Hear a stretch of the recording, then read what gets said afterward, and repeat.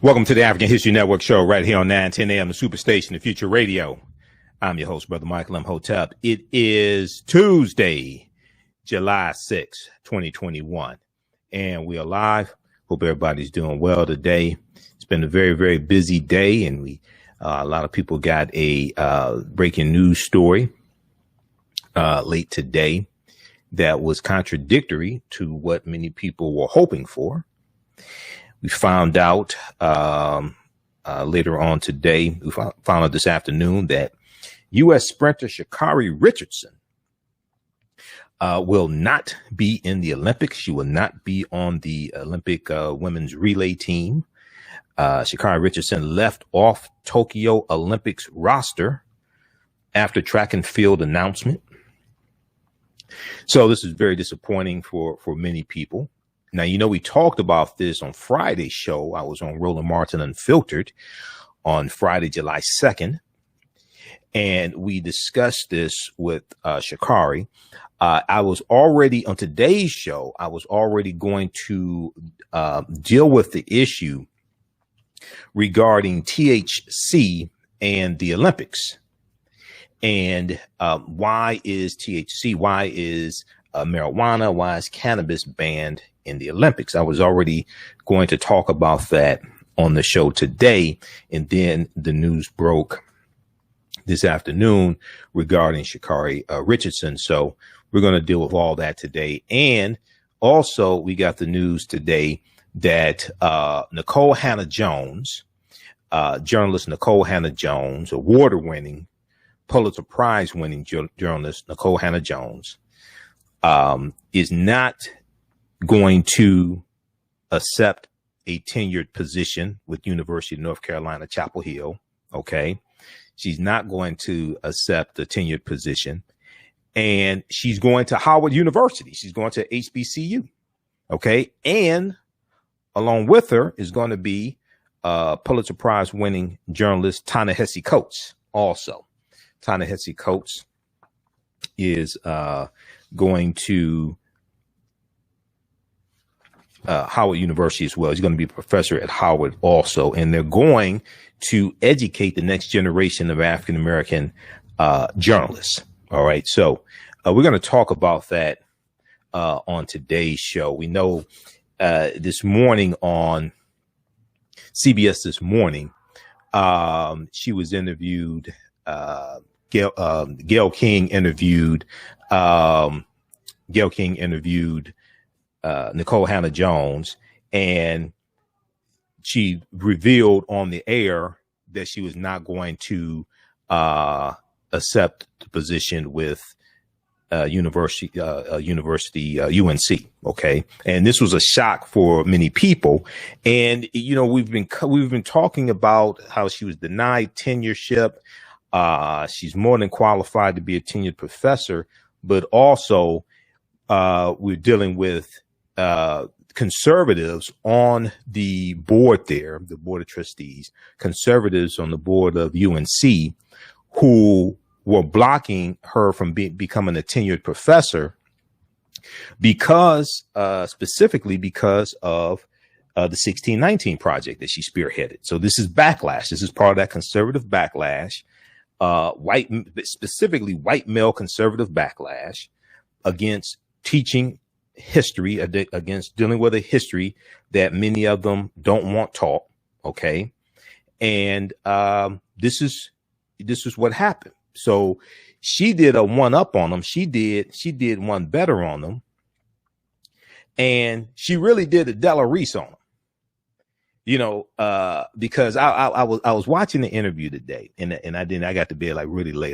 The show yesterday's show ended up being 2 hours. So I was up late in the morning editing the video. We talked about, Frederick Douglass' speech from, July 5th, 1852, the meaning of, the 4th of July for the Negro, and what to the slave is the 4th of July. And we dealt with that. And we talked about the Declaration of Independence and why is the 4th of July? Why is the 4th of July Independence Day when they voted on the Declaration of Independence on July 2nd, but it wasn't adopted to July 4th, in the debate over slavery with Thomas Jefferson accusing King George III of taking advantage of enslaved Africans, things like this. And I said, if that's not the pot calling the kettle black, I don't know what is.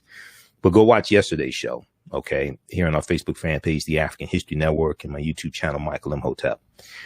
So I was up late editing video, and we had that video rebroadcasting on our channels. So we had that from yesterday, and I was watching the video. I watched it. I didn't watch it live this morning on CBS this morning. I was watching Morning Joe, but I saw the video of it, the interview. Okay. And I said that Nikole Hannah-Jones did a Della Reese. Okay. You know, I'm not talking about Della Reese touched by an angel. I'm talking about Della Reese from Harlem Nights. Okay. I'm talking about that Della Reese, because you remember the scene in Harlem Nights when they come out of the jail and she told him to kiss her entire behind, kiss my entire ass. Right. That's what Nikole Hannah-Jones did to the University of North Carolina, Chapel Hill. Okay. After they put her through all that, and then they finally voted to give her tenureship. It was 9-4 vote. You had students African-American students who were protesting. They wanted her to get tenureship, all this stuff. After all this, after how these white people mistreated her, okay, she did a Della Reese on, right? Well, so later on today, right, I'm going through my daily routine and doing research. Guess whose birthday it is today, right? It's Della Reese's birthday today. So Nikole Hannah-Jones did a Della Reese on Della Reese's birthday. All right. It's Della Reese's birthday. Della Reese was born July 6, 1931. She passed away November 19th, 2017. The great Della Reese. Now, so see, Della Reese did Touched by an Angel, but you remember before Touched by an Angel, she was, I am in charge of the girls. Am I in charge of the girls? I am in charge of the girls. She was in Harlem Nights, right? With Red Fox and Richard Pryor. This is before she was playing an angel. Okay. So I saw that interview today with Nikole Hannah-Jones. I said, she did a Della Reese on them. Okay. Now they probably don't know. They probably haven't seen Harlem Nights. You know, the white people on the board, they probably haven't seen Harlem Nights, but they probably know who Della Reese is. So we'll talk about these stories on today's show. Now, on the African History Network show, we focus on educating, empowering, and inspiring people of African descent throughout the diaspora and around the world, because right knowledge corrects wrong behavior. What you do for yourself, what you do to yourself, and what you allow other people to do to you and get away with is based upon what you think about yourself. What you think about yourself is based upon what you have been taught about yourself. What you've been taught about yourself is based upon everything you read, heard, and seen about yourself. So when you control the radius of a man's or woman's thoughts, you can control the circumference of his or her actions, because the mind can't do or teach what it doesn't know.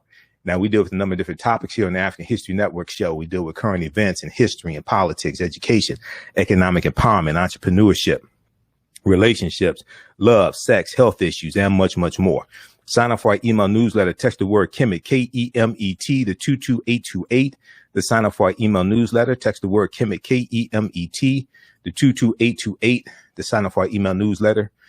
Also visit our website, AfricanHistoryNetwork.com, AfricanHistoryNetwork.com, and sign up for our email newsletter there as well. All right. If you like this type of information, you can support the African History Network, $ TheAHNShow, through Cash App, $ TheAHNShow, through Cash App, or through PayPal, paypal.me. /TheAHNShow, paypal.me /TheAHNShow, as well. Okay. My online course. So we have a new online course. Hey, Shakita, I just emailed you a clip. Cue that up. It's 7 seconds for me. Okay. We're about to go to that clip in just a second. Check your email. So, my new online course just started up Sunday, July 4th, the 4th of July. Ancient Kemet, the Moors, and the Maafa, understanding the transatlantic slave trade, what they didn't teach you in school. Ancient Kemet, one of the original names for Egypt. Ancient Kemet, the Moors, and the Maafa, understanding the transatlantic slave trade, what they didn't teach you in school. We deal with thousands of years of history and deal with what led up to the transatlantic slave trade taking place. Okay. And this new class meets on Sundays, 2 p.m. To 4 p.m. Eastern Standard Time. Sundays, 2 p.m. to 4 p.m. Eastern Standard Time. We do the class live. All the sessions are recorded. You can go back and watch it over and over again. So if you go to our website, AfricanHistoryNetwork.com, scroll down the page, you see the information for the online course. Click on register here. It takes you to the next page. Click on enroll. And the class is regularly $130, on sale $80. As soon as you register, you can start watching the content. As soon as you register, you can start watching the content. You can watch class number 1 from Sunday, July 4th. Next class is Sunday, July 11th. Also, you will also be enrolled in the Saturday class that is wrapping up. And I think we have 1 or 2 more sessions in the Saturday class. But classes 1 through 9 of the Saturday class is archived. You can go back and watch that. You can watch the June 12th interview I did with Dr. David Imhotep, author of the book, The First Americans Were Africans, Documented Evidence. You can watch the interview I did with, or the class where Sister Nubia Wardford, who's an African-American female archaeologist, spoke to our class as well. And we talked about the origins of ancient Kush and the African queens of antiquity. Okay, so we're going to post a link here. You can register for the class right now. As soon as you register, you start watching the content. I do a PowerPoint presentation. We have book references, articles, video clips. You haven't seen anything like this before. And you'll be enrolled for also our Sunday class that started Sunday, July 4th. It's a 10-week online course, 10 consecutive Sundays, 2 p.m. to 4 p.m. Eastern Standard Time. Okay. All the sessions are recorded. You can go back and watch it over and over again. And as a bonus, you'll also get a digital download of the my Juneteenth lecture that I did June 16th, 2021. It's almost 2.5 hours dealing with the real history of Juneteenth. Let's go to this clip. Okay. So this is what Nikole Hannah-Jones did. She did a Della Reese. Let's go to this clip.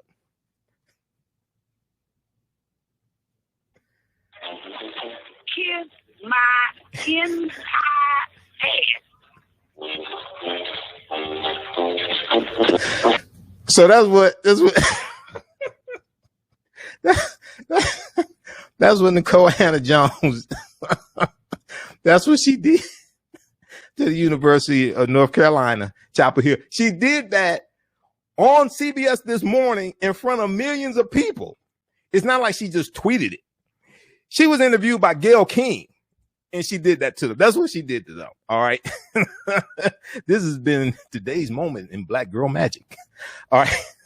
Calling numbers 313 says she humiliated her. She did this on CBS This Morning.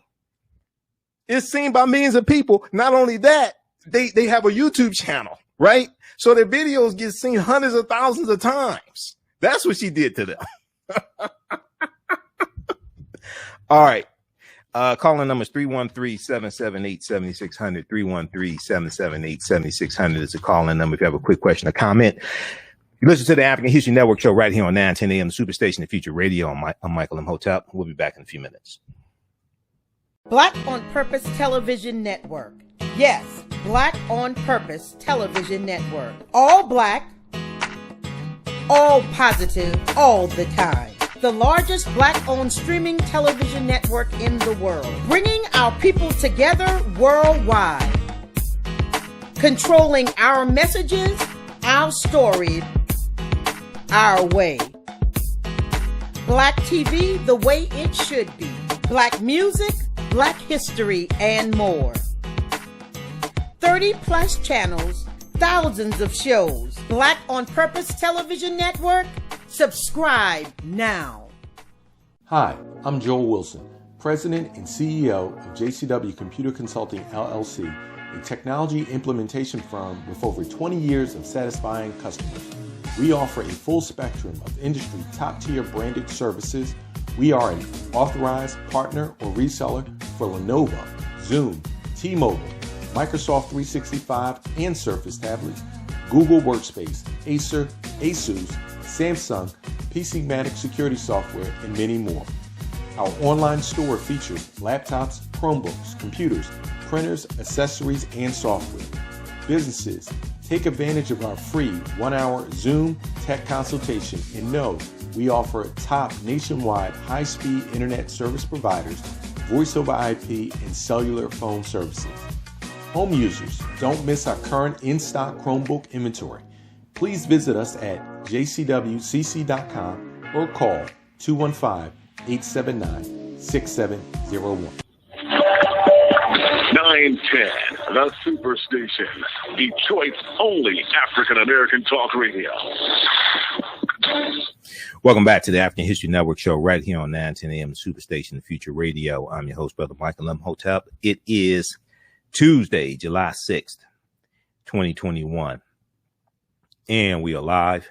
Calling numbers 313-778-7600. 313-778-7600 is the calling number if you have a question or comment. Okay, so right before the break, we were talking about Sha'Carri Richardson. Okay, Sha'Carri Richardson, and the news came out today that she's not going to be in the Olympics. She's not going to be on the Olympic relay team. Okay, I want to go to this clip here. So what we're going to do, we're going to go to this clip from NBC Nightly News. Then we'll talk about there's an article from NBC News and Today Show that deals with the announcement that came out today. I was already planning to talk about why cannabis is prohibited in the Olympics. Okay, I was already scheduled to talk about that. Then this news broke today. So we're going to deal with that as well, because there's a whole lot of misinformation floating around. And the information is right on the U.S. Anti-Doping Agency's website. And we talked about this some on Friday's show as well. And you know, I'm amazed how. So if you watch this show, right, you see the research that we do, right? If you look at Joanne Reed's show, The Readout, I like Joanne Reed. Some of this stuff she's been saying lately is crazy, but I like Joy. Joy has about 60 to 70 people that work on her show. Producers, associate producers, people behind the camera, people all over the place, right? And I'm listening. I saw the interview that she did yesterday with, I think it was Bomani Jones. And it was just some erroneous things that she was saying that was just not true about this situation with Sha'Carri Richardson, trying to compare it to Michael Phelps and all this. First of all, she called him Brian Phelps instead of Michael Phelps. Then she said Michael Phelps tested positive for marijuana, and Michael Phelps never tested positive for marijuana. The picture of him smoking marijuana from a bong, that was 6 months, about 6 months after the 2008 Olympics. He was suspended for 3 months. Sha'Carri was suspended for 1 month. And then I saw Tiffany Cross this past Saturday on the Cross Connection with more misinformation. And, you know, I did let me see if we could pull up this tweet here. I did a tweet. I'm still waiting on a response from Tiffany. I like Tiffany Cross, but, you know, sometimes I think she tries to be too woke. And I've said before, a lot of times people confuse being woke with sleepwalking. But anyway, I did this tweet here. Let's see if we can find it. And this deals with, what date was that? It had to be July 3rd. This deals with what's on the Anti-Doping Agency's website. We're going to go to clip one, Shakita. We're going to go to clip one here just a second. I just want to show this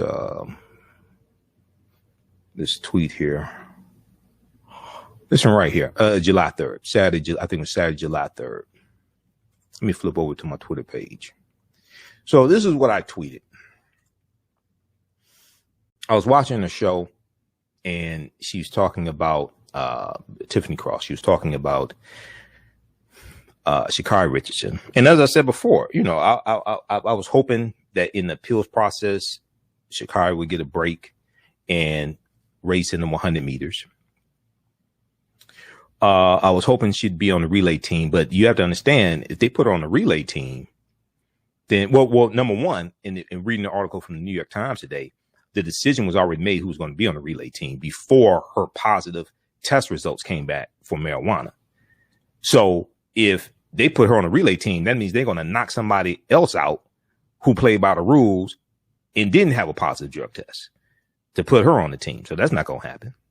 But here's what I said. At Tiffany Cross, I said, I'm watching your show, the U.S. Anti-Doping Agency, at U.S. Anti-Doping. On their website says, quote, cannabis can be performance enhancing for some athletes and sports disciplines, end quote. It's right on their website. Under they have frequently asked questions dealing with marijuana. It's right on their website. The whole policy is explained. I said, all things considered, however, I think Sha'Carri Richardson should get a break. But if you look at this here, and we're going to talk some more about this. If you look at this, now this is right from their website.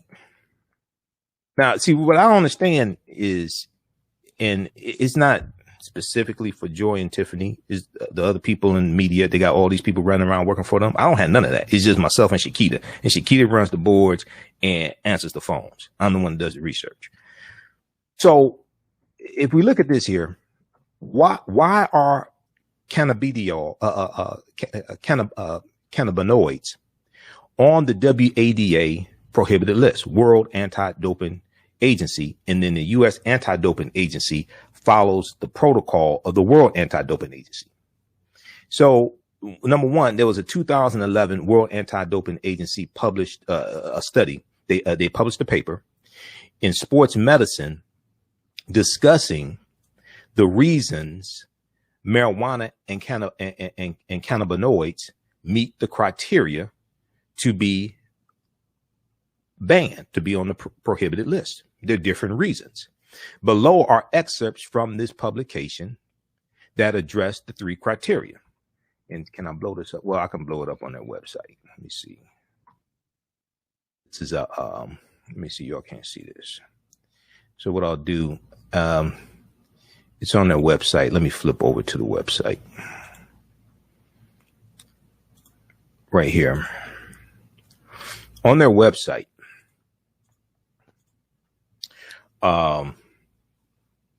USADA.org, USADA.org, U.S. Anti-Doping Agency. Go right here to athletes, drop down menu, substances, marijuana, FAQ, frequently asked questions. All this stuff is easily accessible. So we go down here, answers to common questions regarding marijuana and cannabinoids. What are cannabinoids? What is marijuana? Go down here. Why are cannabinoids on the WAD prohibited list? All this stuff is right here. Let's blow this up. In 2011, WADA published a paper in Sports Medicine discussing the reasons marijuana and cannabinoids meet the criteria, okay, from being prohibited. And if we back up, it says, for something to be added to the WADA prohibited list, the World Anti-Doping Agency, for something to be added to the WADA prohibited list, it must meet 2 of the 3 inclusion criteria. Okay, it must meet 2 of the 3 inclusion criteria. Let's blow this up so everybody can see it. People, okay, let's blow this up for people who can't read, can see it. A, it poses a health risk to athletes. B, it has the potential to enhance performance. And C, it violates the spirit of sport. So it has to meet 2 of these 3 criteria. In the 2011 World Anti-Doping Agency published, in 2011, the World Anti-Doping Agency published a paper in Sports Medicine discussing the reasons marijuana and cannabinoids meet the criteria. Remember, it has to meet 2 of the 3 criteria. Below are excerpts from this publication that address the 3 criteria. Now, you can click right here on this link, published paper, and read all of it yourself. All this stuff is easy. All this stuff is there. It's easily available. Okay. 1, athletes who smoke cannabis or spice in competition potentially endanger themselves and others because of increased risk taking slower reaction times, and poor executive function or decision making. So they talk about the risk to the athlete and other athletes potentially around them. They talk about the risk. 2, based on current animal and human studies, as well as on interviews with athletes and information from the field, cannabis, this is right on their website. Okay. All the athletes know this. They know this all up front.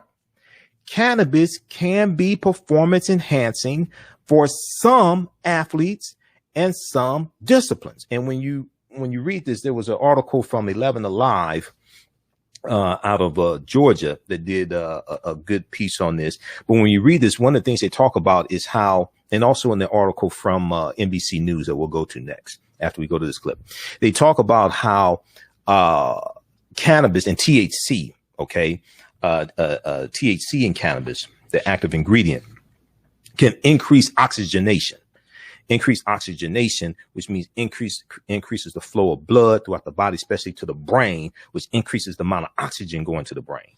Okay. So, and then also in the piece, I'll show you this in just a minute, the piece from 11 Alive, they talk about how cannabis can help in recovery from workouts and recovery from injuries, things like this. So it's a number of different things here why it's on the list. So people say, oh, it's legal in Oregon, legal in the states, legal in that state. They don't have nothing to do with this.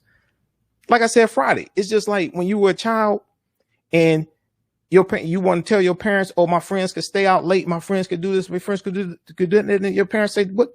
That don't have nothing to do with the laws in this house. In this house, this is what the rules are. In this house, this is what the laws are. You want to do what your friends do, go live with your friends. That don't have nothing to do with in this house. Okay. So when people start talking about what they're doing in Oregon and is legal there and is legal in this state, all this, the World Anti-Doping Association and the U.S. Anti-Doping Association is like your parents. They're like, what the hell does it got to do with us? They don't have nothing to do with this right here. This is what the rules are here. It's all out in the open. The rules are all there. Okay. I wanted Sha'Carri to, in the appeals process, there's an appeals process.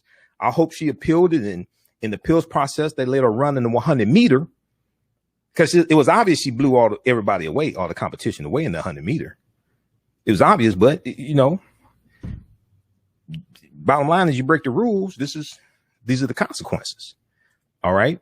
And now I think like I said on Roland Martin's show, I think there are extenuating circumstances here. She was dealing with the death of her mother and she used marijuana to try to cope with that. But, you have other athletes that qualified and followed the rules. So hopefully, she entered into a counseling program. That's why she ended up doing 1 month suspension instead of 3 months. She could have done 3 months suspension, but anyway, let's get through this here. So, cannabis can be performance enhancing for some athletes and sports disciplines.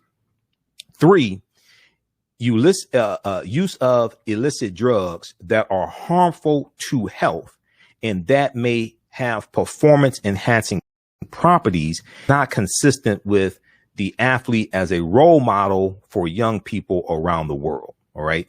Now, in 2019, the World Anti-Doping Agency exempted cannabidiol, CBD, from this category. However, all other cannabinoids, whether natural or synthetic, are prohibited in competition. Even though CBD is permitted at all times, this article explains the legal and anti-doping issues that continue to make these products risky for athletes. Now, when you research this with marijuana, you can use the prohibition on marijuana is you cannot use it after 11:59 p.m. on the day prior to the competition. We'll get to that in a minute. That's the stipulation on marijuana.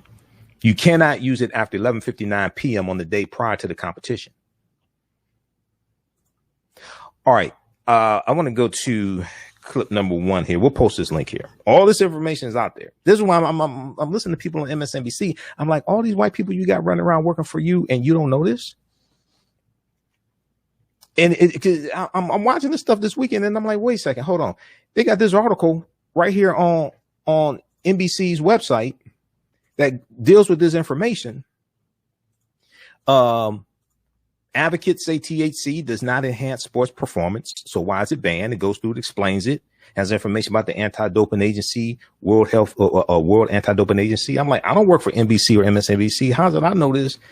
And I'm looking at people on MSNBC that are talking like this article don't exist. So, okay. All right, let's go to clip 1. Sha'Carri Richardson will not compete at Tokyo Olympics.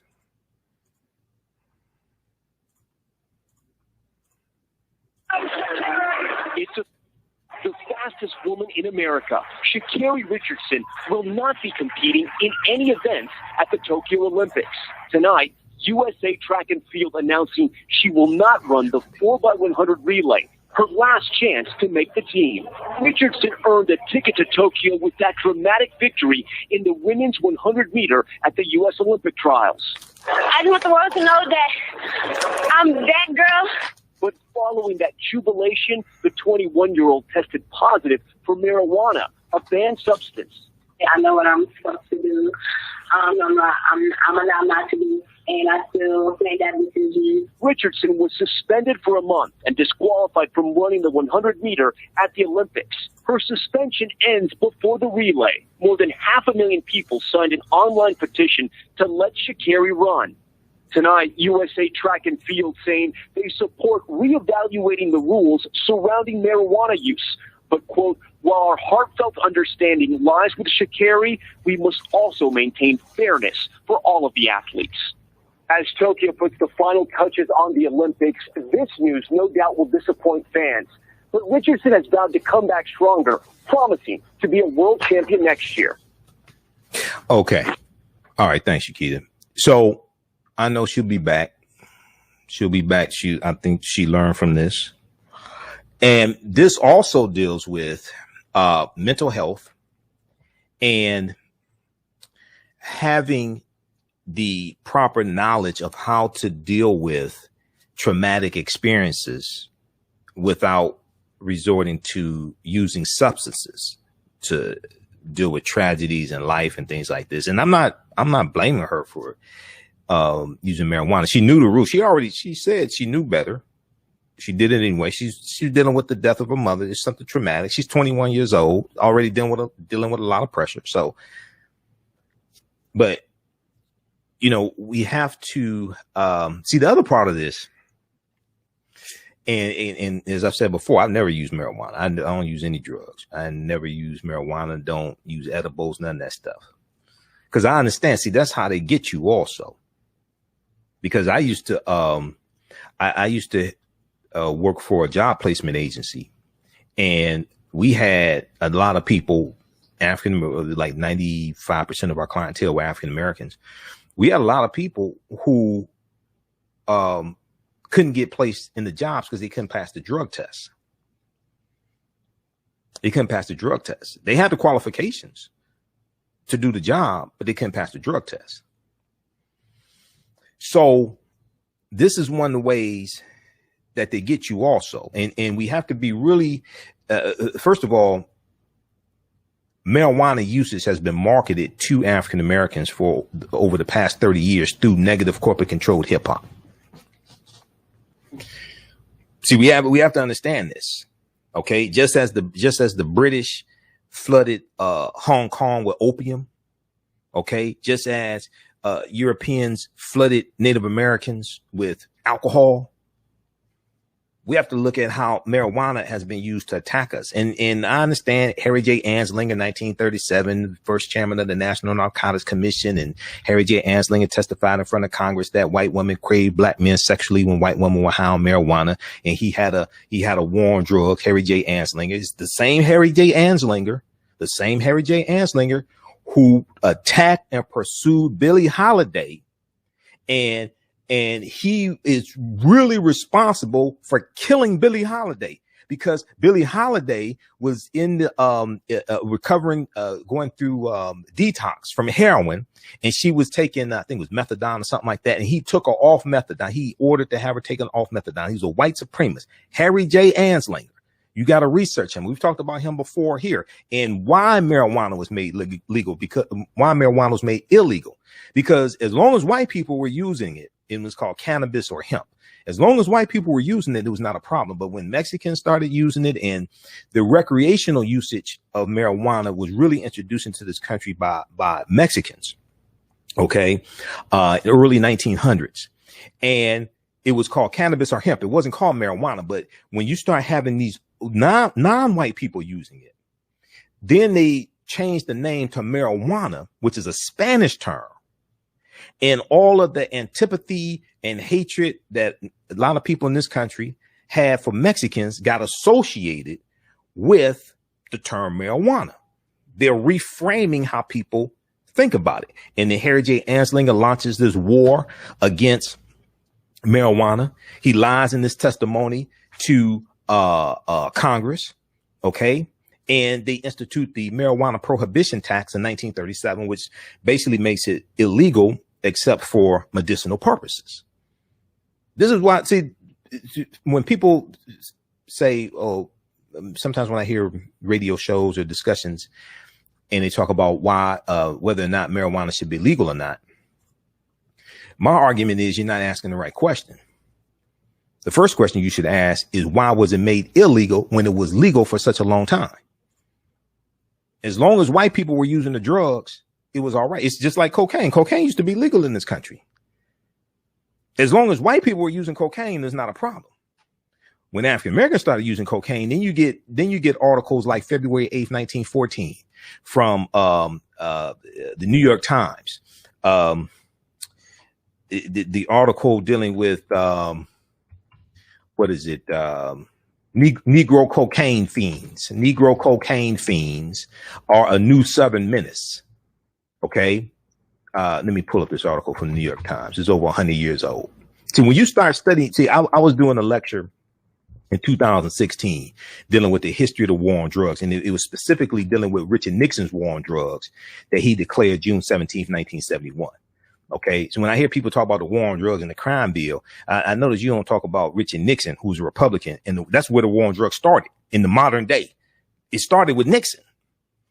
U.S. prison population quadruples from 1970 to 1993. It goes from about 300,000 to 1.3 million. If you go to bjs.gov, Bureau of Justice Statistics, the information is there. Okay. So when, let me try to pull this one up here. This is a famous article from the New York Times, February 8th, 1914. This is the year before the movie The Birth of a Nation came out. Okay. Birth of a Nation debuted February 8th, 1915. This article right here, let me flip over to it. This is why we have to understand history. I'm all for marijuana being legal, but just like alcohol is legal, I don't use either one of them. It should be legal, but we got to be smarter than to use that, because they target our communities with it to trap us. Just like if we talk about a liquor store on every corner, then what do you think the marijuana dispensaries in our communities are doing? If we talk about a fast food restaurant on every corner, and across the street from that is a liquor store, and then now you got a marijuana dispensary down the street, you have to understand how you're targeted. Negro cocaine fiends are a new Southern menace. Murder and insanity increasing among lower class blacks because they have taken to sniffing since deprived of whiskey by prohibition.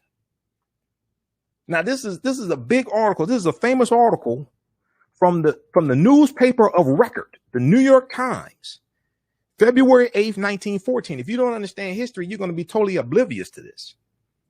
If you don't understand history, you're going to be totally oblivious to this. Research this. And there have been other articles like the one from The Nation that was written that was written a few years ago that still talks about this article as well. Okay.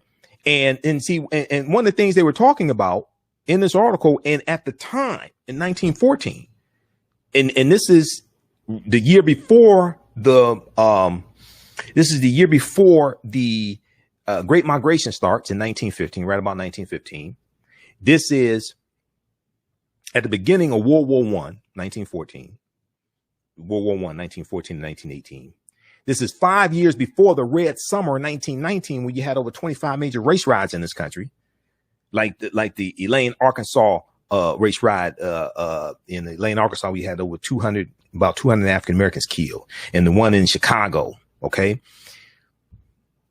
One of the things that they're asking in this article, and at this time, they're asking, do police officers now need to carry a 45 caliber handgun because a 38 is not powerful enough to kill a Negro high on cocaine, a Negro male high on cocaine? Because one of the things they were talking about is, are these black men going to start raping white women when they're high on cocaine and they have superhuman strength?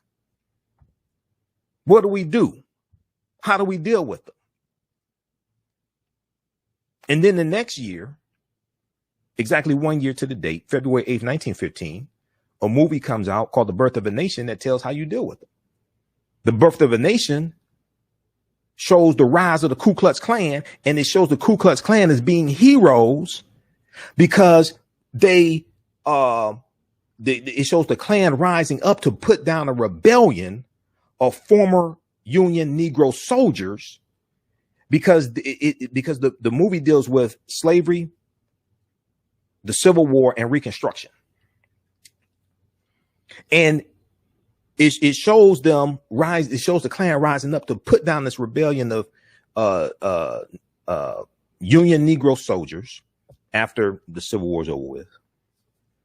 But the movie also calls race riots in the streets, and it showed black men trying to rape white women in the movie, The Birth of a Nation. It debuted February 8th, 1915. For the first 30 days the movie was out, it was called The Klansman. Well, why was the movie called The Klansman? Well, because it was based upon a novel by a man named Reverend Thomas Dixon, and the name of the novel was called The Klansman. In 1915 was the 50th anniversary of the founding of the Ku Klux Klan, which was founded December 24th, 1865 in Pulaski, Tennessee, about a week or so after the 13th Amendment to the U.S. Constitution was ratified and adopted. Adopted December 18th, ratified December 6th. So all this history is connected. And it's connected to what's going on right now. This is the 6th anniversary of the domestic terrorists who had an insurrection January 6th at the U.S. Capitol trying to overthrow the government because they didn't like the results of the last election.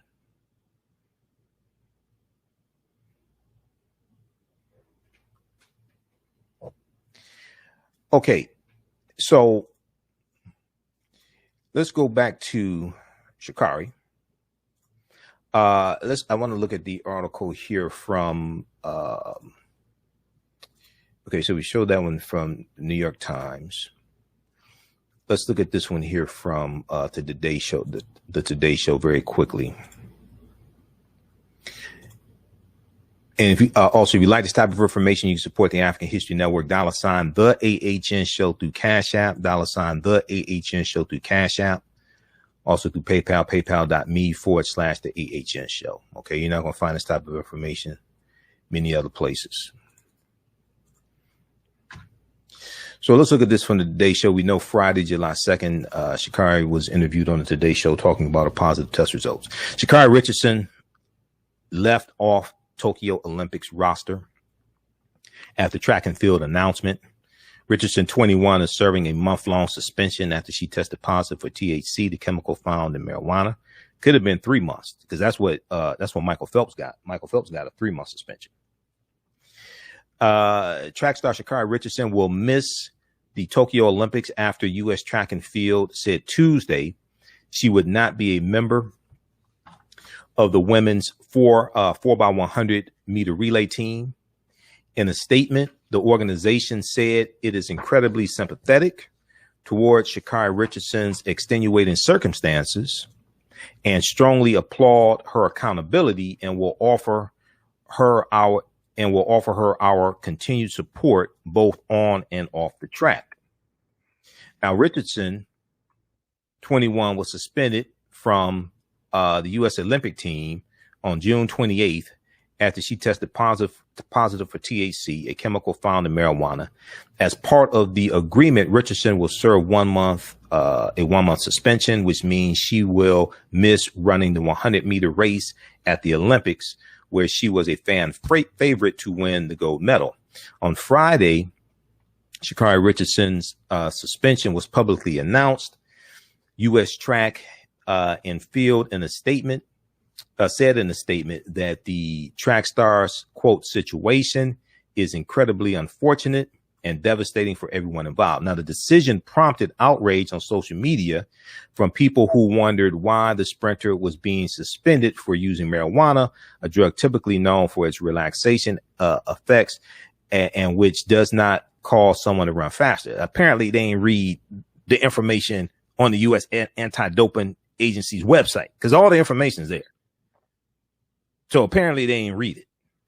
However, the World Anti-Doping Association has said that marijuana can be a performance enhancer for some, and the U.S. Anti-Doping Agency follows the lead of the World Anti-Doping Agency, but it says for some athletes it can be a performance enhancer. But the other thing is, it can also be a hazard for some athletes as well. Now, in a statement on Tuesday, U.S. Track and Field, as we all went through, when I took you to the website, we went through 1, 2, 3 and laid out all that stuff out. In a statement on Tuesday, July 6th, U.S. Track and Field officials added that while the organization, quote, agrees that the merit of the World Anti-Doping Agency rules to THC should be reevaluated, it would be detrimental to the integrity of the U.S. Olympic team trials for track and field if U.S. ATF amended its policies following competition only weeks before the Olympic Games. Quote, all U.S. ATF athletes are equally aware of and must adhere to the current anti-doping code. This is what I said. All the athletes know the rules. And our credibility as the national governing body would be lost if rules were only enforced under certain circumstances.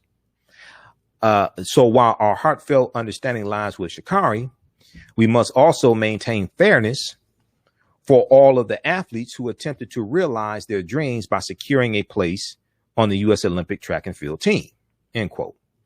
Now, okay, so June 19th, at the women's U.S. Olympic track and field trials in Oregon, Richardson ran the 100 meter in just 10.86 seconds. She failed a drug test that was administered after the race. Before Tuesday's announcement, it was clear Richardson would not be able to compete in her individual event. However, some fans held out hope she could be one of the discretionary runners picked to be part of a relay team as determined by the USATF head relay coach in consultation with an advisory committee. Okay, but they only have a certain number of spots, so they're not going to knock somebody else out who followed the rules to let her on the team. Richardson told the Today Show on Friday that she used marijuana in Oregon where it is legal, and after being told her biological mother had died, she added that she was focused on herself and not her Olympic fate. She told Savannah Guthrie in the interview, she said, right now, I'm just putting all of my time and energy into dealing with what I need to do, which is heal myself. So if I'm allowed to receive that blessing, running in the relay race, then I'm grateful. Okay. All right. So read this article here from the Today Show, today.com. Sha'Carri Richardson left off Tokyo Olympics roster after track and field announcement. And, you know, this is a teachable moment for our youth as well. This is a teachable moment for our youth also.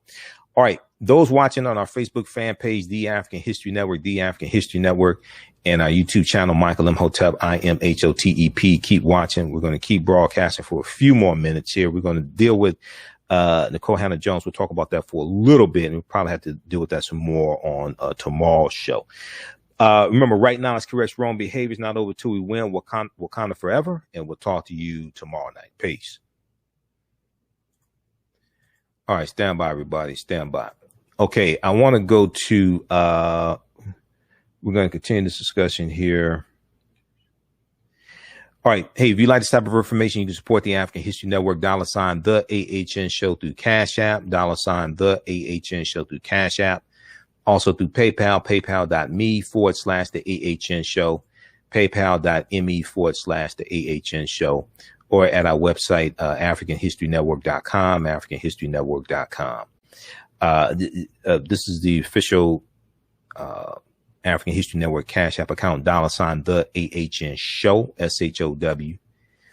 And it'll say Michael and show my picture there. These other ones are fake African History Network accounts that somebody set up and already reported them to Cash App.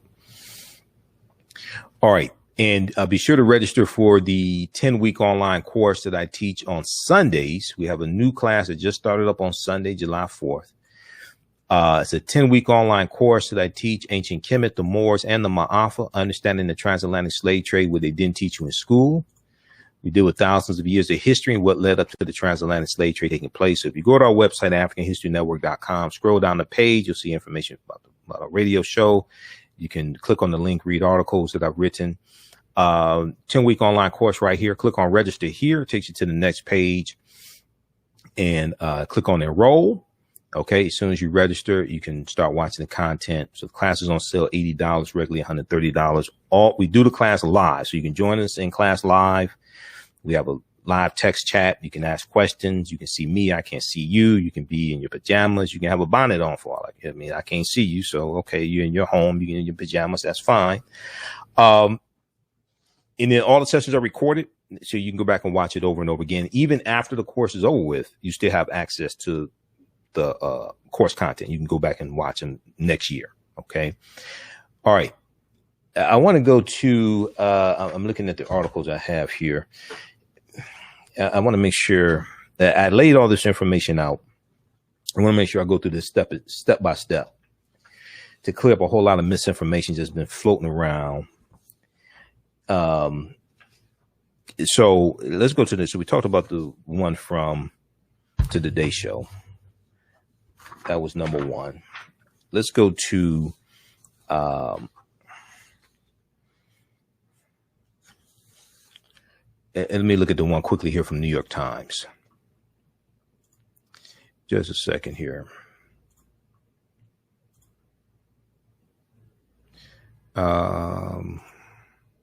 Let me pull this one up from the New York Times. They had it was something key in the article from the New York Times dealing with Sha'Carri Richardson that I wanted to key in on.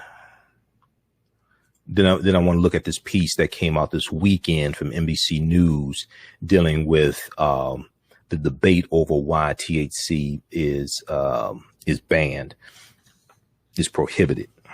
And you'll have substances that are prohibited for different reasons. It's not all because it can be performance enhancing. It could also be because something is deemed as potentially harmful to athletes, either them or athletes around them as well.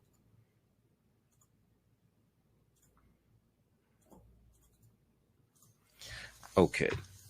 Let's look at this one here from New York Times.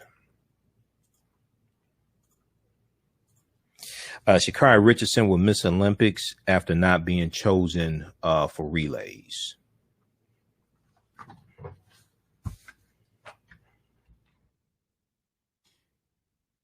Okay, there was a specific part of this that I wanted to zoom in on.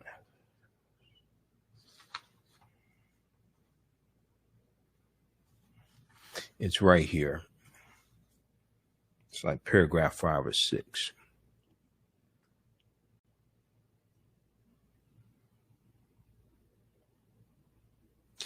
Richardson, 21, the fastest American woman, was suspended for 30 days for the drug violation, and her victory in the 100 meters at the trials was invalidated June 19th. To make the U.S. team in a track and field event, an athlete must finish in the top 3 in the trials meet and have met the Olympic standard. However, track officials are able to pick at least 2 athletes for the relay, regardless of their performance at the trials. Because the Olympic relay is scheduled to take place after Richardson's suspension ends, she could have been named to the team. But the coaches had already selected the members of the relay squad and had informed those runners of their placements before Sha'Carri Richardson's positive test became public. So if they already told the people, or already told the women that you're going to be on the relay team, they're not going to then kick them, take one of their spots to give it to Sha'Carri, who tested positive for marijuana, and the other ones played by the rules. That's not going to happen. But the coaches, this is why you have to read. You're not going to see this in memes floating around on social media. But the coaches had already selected the members of the relay squad and had informed those runners of their placements before Sha'Carri Richardson's positive test became public.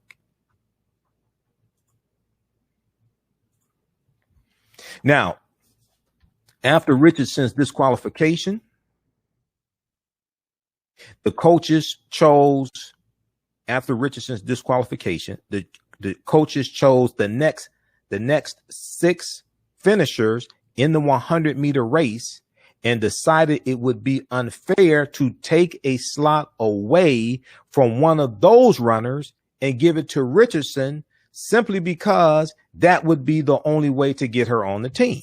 This is a hard lesson to learn, you know. In that decision, I understand that she was dealing with something that she couldn't handle, the death of her biological mother. I understand that. But that decision right there, and Roland talked about this on the show today, he said that decision cost her, I was thinking $10 million. He said $5 to $10 million. Yeah, that cost her upwards to about $10 million in endorsement deals, because she's about to be on Wheaties. She's about to be in commercials. All that stuff. Okay. Now it's still going to happen for her. She still is keeping her endorsement deal with Nike. She's going to be an Olympian in 4 years. Okay. But dude, that decision right there. So this needs to be a teachable moment. I'm serious. And people, you know, I talk to people, they think it's strange. I'm 50 years old, never used marijuana. Let me explain something to you. Usually when I see stuff that goes wrong, if you talk to police officers, and I know a lot of police officers, and I know I used to do some work with the prosecutor's office here, dealing with training. I was working for a company. We had a construction trades program, and we were dealing with disadvantaged segments of the population. We had some from the Veterans Affairs Office in our program. We had some ex-offenders. We had some people from Michigan Rehabilitation Services, things like this. Then we're trying to work with the prosecutor's office. We're trying to work on changing the culture of violence and getting some marketable skills to people who may have been in prison, or trying to help people so they don't go to prison, etc. And usually when you have shootings and fights and stabbings, all things like that, not 100% of the time, but about 75% of the time, people are either under the influence of alcohol or under the influence of drugs. And I'm telling you, we really have to understand what's happened to our community with marijuana users being marketed to us and African Americans being targeted with marijuana usage in negative corporate control hip hop for over the last 30 years. Because see, you can take out a commercial on TV or a billboard promoting marijuana usage, but you can put it in the music and call the album The Chronic. And chronic is not just marijuana. It's a more potent form of marijuana.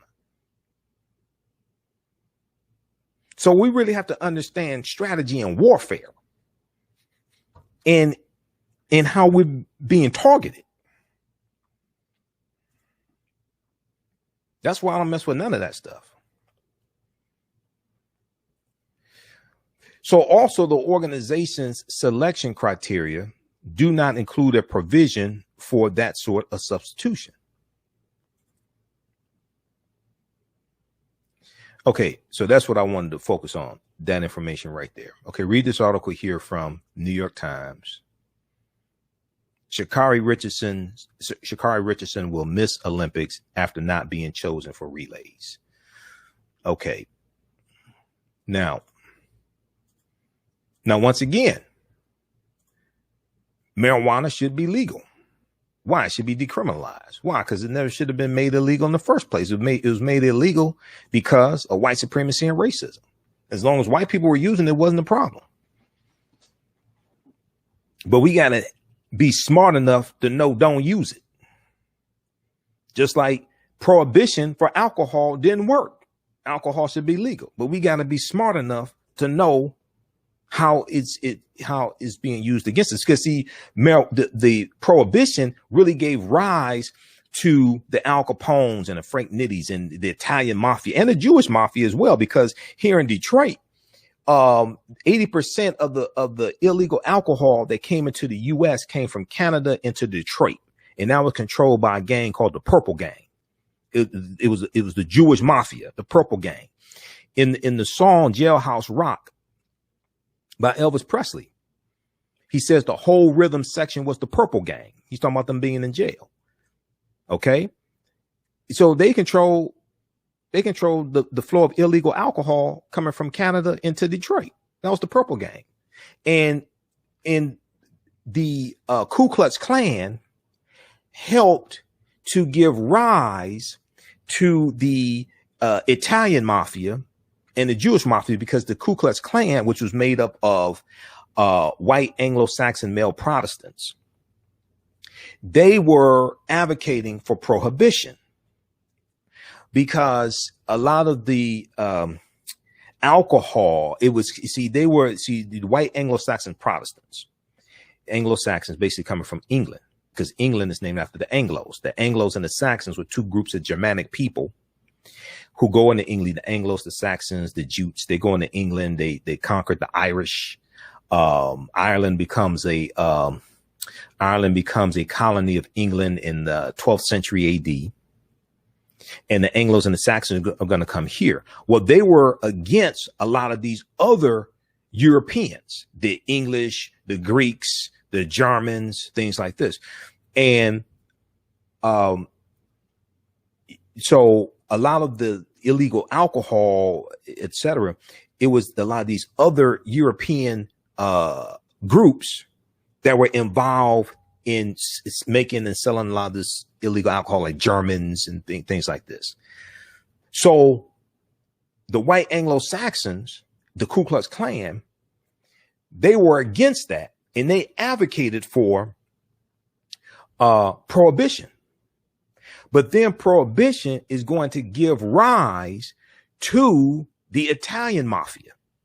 Is going to empower the Italian mafia, the bootleggers and the Al Capones and the Frank Nitties and things like this.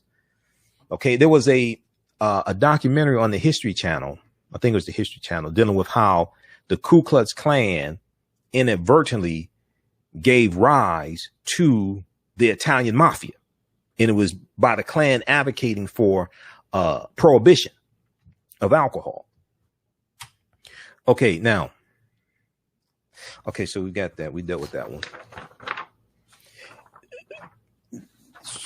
I want to go to this other one here. This is from NBC News. This is an article I saw this weekend, and I was already going to talk about this on the show today before this story broke. This deals with THC being banned. Okay. This is a piece from NBC News.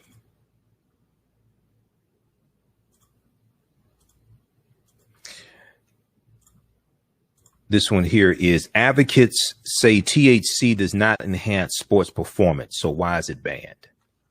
Advocates say THC does not enhance sports performance. So why is it banned?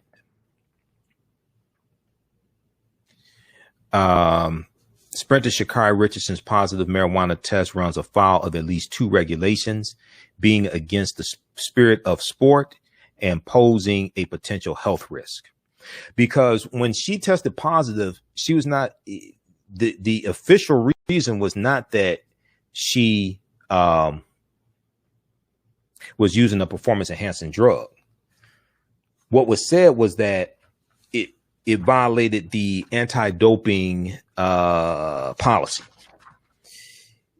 Because in the next article that I'm going to show you, they discussed that there. This is from 11 Alive out of Georgia. They did a really good article dealing with studies show marijuana is not used as a performance enhancing drug. But then they deal with other reasons why marijuana is prohibited. Okay. And anti-doping rule violation. That's what it was. Let me pull this one up here. I'll show you this quickly, and then we'll come back to this one. Let's go to this here. Where's that one? 11 Alive. Okay.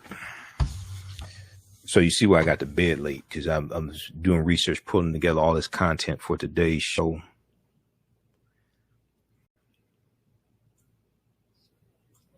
And this is some of the information. Hold on. Why is this? This article here. This is the next one I'm going to go to. I just want to show you something quickly in this one. This is from 11 Alive out of Georgia. Study shows marijuana is not used as a performance enhancing drug, but that's just only one reason why a drug can be banned. But if we go to page 3 of this article, what we found, so they cite their sources: National Library of Medicine, Clinical Journal of Sports Medicine, World Anti-Doping Agency, U.S. Anti-Doping Agency. What we found, go to the second paragraph under what we found. The drug is banned, referring to marijuana, is banned on race days, but not on days outside of competition. The World Anti-Doping Agency reporting in a 2011 sports medicine paper, that marijuana meets the criteria for a prohibited substance because it can increase risk-taking, slower reaction times. It can increase risk-taking and slower reaction times, and result in poor executive function or decision making. So we go back to the U.S. Anti-Doping Agency's website, and I showed you 3 reasons why.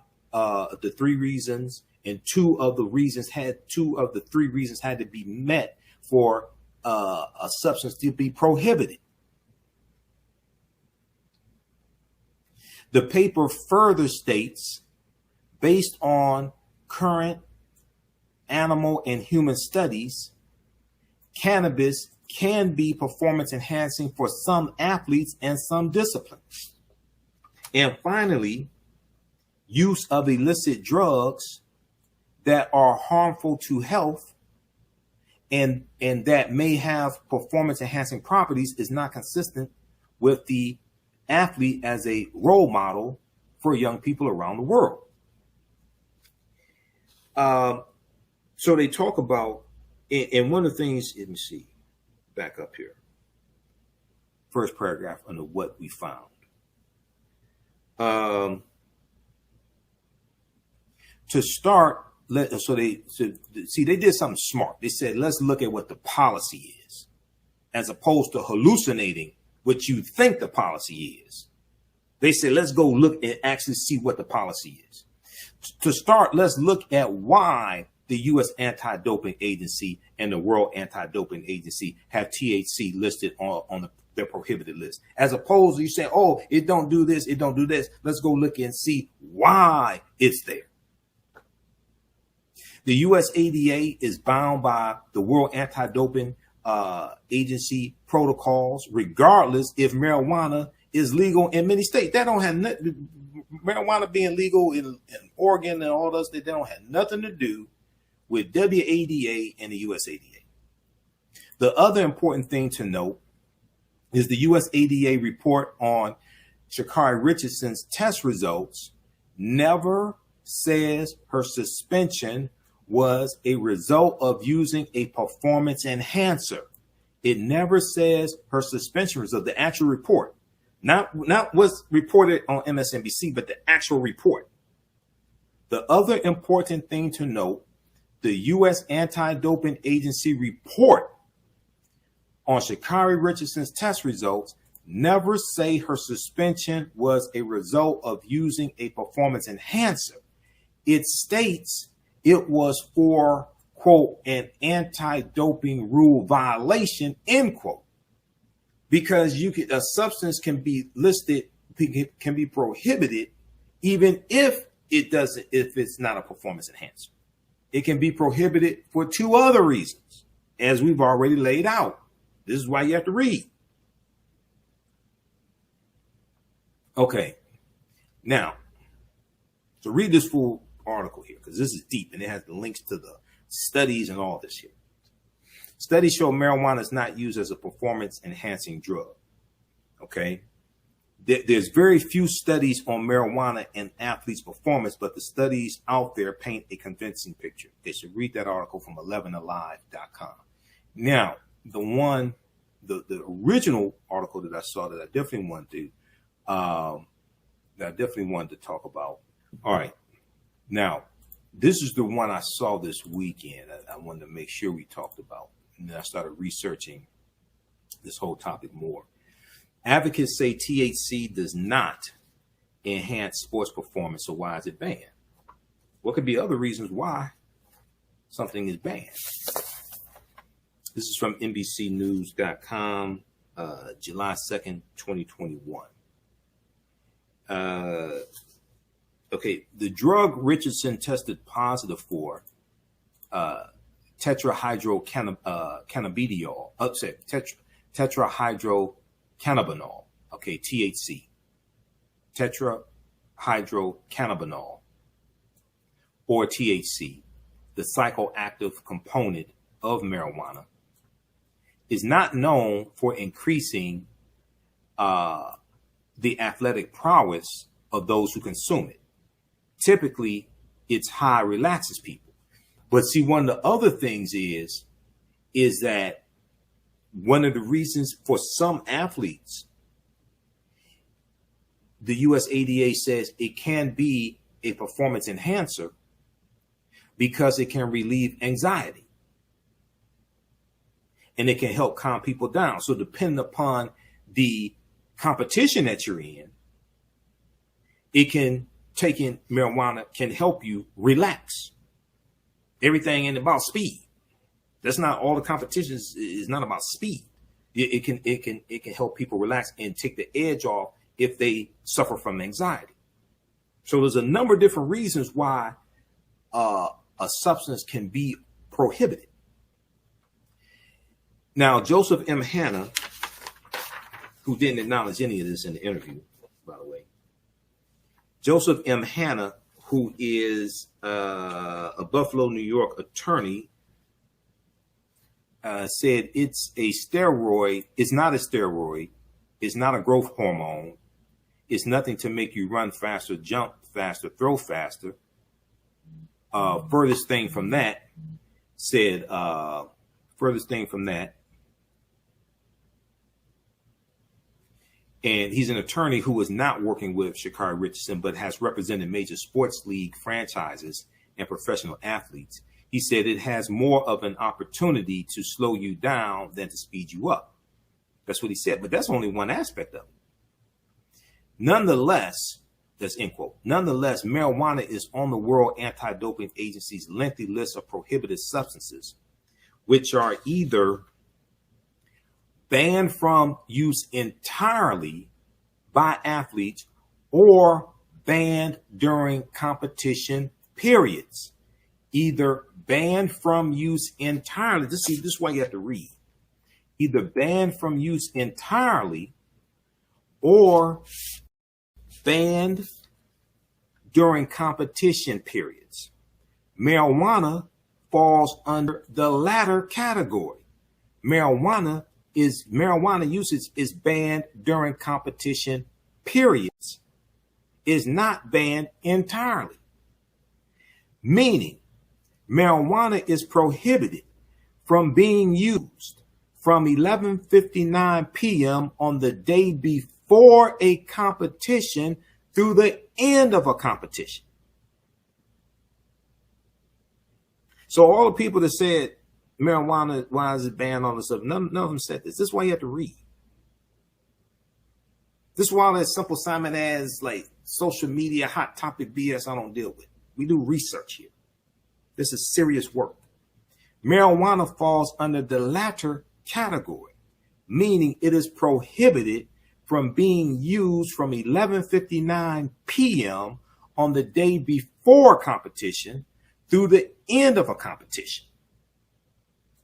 See, this is why I was already scheduled, had already had the show laid out and was already going to discuss this today to go through, break this stuff down, because I was researching this over the weekend.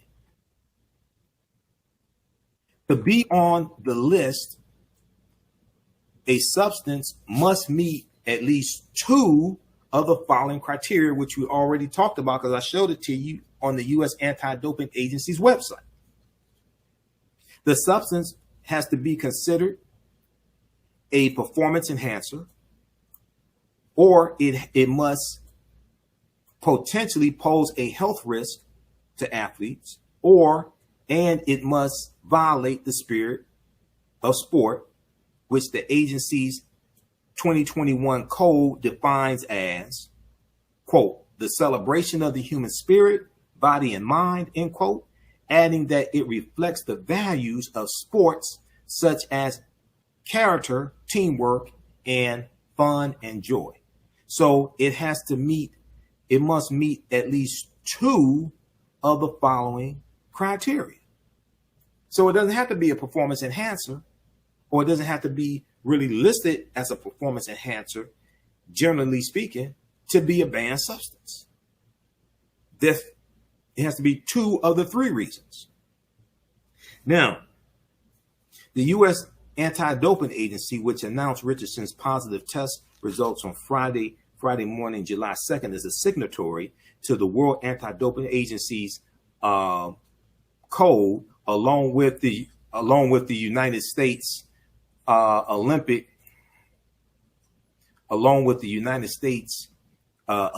and Paralympic Committee. That means it follows the rules set forth by the global organization. Once again, because it's legal in this state or that state or that state, don't have nothing to do with this here. All right, page 3. Because I got my notes here. I've gone through, read all these articles, have my notes here, so I know exactly what to go to. Richardson consumed THC in the state of Oregon, where recreational marijuana is legal. But Oregon's law, they're telling you right here, Oregon's law has no bearing on World Anti-Doping Agency rules, and therefore not on U.S. Anti-Doping Agency rules either. It's just like alcohol is legal. But if you're a pilot on Southwest Airlines, you can't show up to work drunk. And then your excuse is alcohol is legal. What the hell does that got to do with this? That don't have nothing to do with this here because it's legal. Neither the U.S. Anti-Doping Agency nor the World Anti-Doping Agency responded to questions from NBC News about whether THC was currently considered to be a violation of all three of the criteria on the prohibited substance list. But it don't have to be a violation of all three criteria. It just has to be a violation of two of the three criteria. So I don't even know why they asked that question. It doesn't have to be a violation of all three of the criteria. It just has to be a violation of two of the three criteria. In a 2011 paper, the World Anti-Doping Agency argued that smoking cannabis was a performance enhancer because it improves, see, this is what I was saying, it improves oxygenation and decreased anxiety ahead of competitions. It ain't just about running faster. That ain't all the damn competitions. You got curling and you got competitions that, you know, you need to be slow. You need to be relaxed. All of them ain't running fast. Well, curling is winter. Curling is winter, but this still applies then too. You can't be skiing high, or you can't. It's the same rules. You can't. It's still banned if you skiing or what have you. In a 2011 paper, the World Anti-Doping Agency argued that smoking cannabis was a performance enhancer because it improves oxygenation, which deals with increasing the flow of blood through the body and increases the flow of blood to the brain. It improves oxygenation and decreased anxiety ahead of competitions. So it can calm people down who are anxious. It can calm them down, help take the edge off. Now, Stephen Hawkins, the interim president of the United States Cannabis Council, a trade group seeking to legalize cannabis in the U.S., called the 2011 report absurd, arguing there was no empirical evidence that THC enhanced athletic performance and excoriating the claim that it posed a health risk.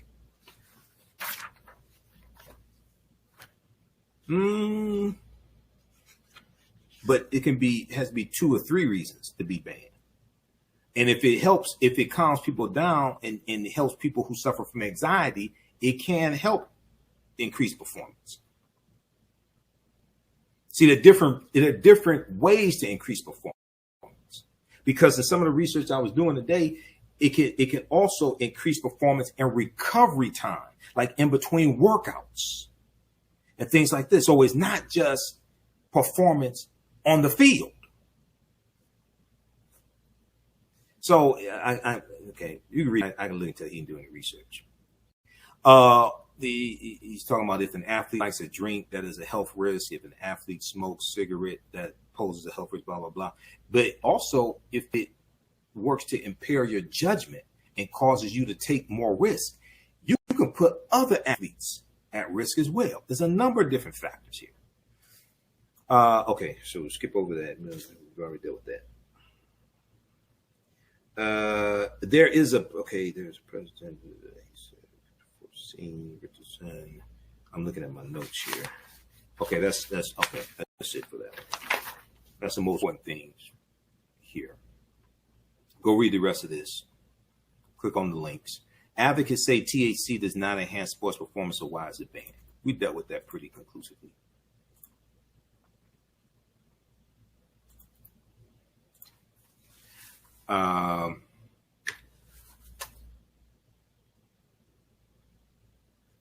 Okay, so we posted the link for that article there.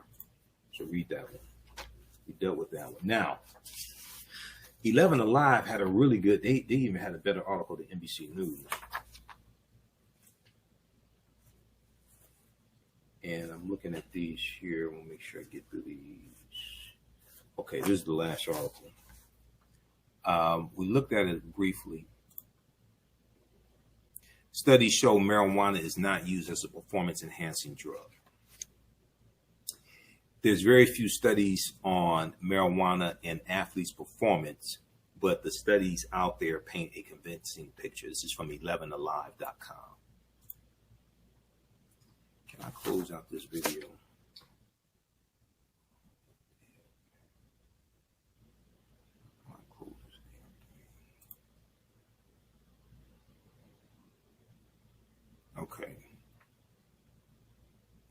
Let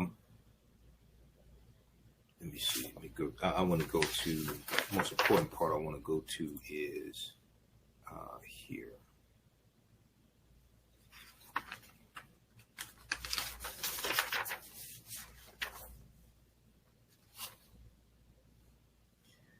Okay. Let's scroll down.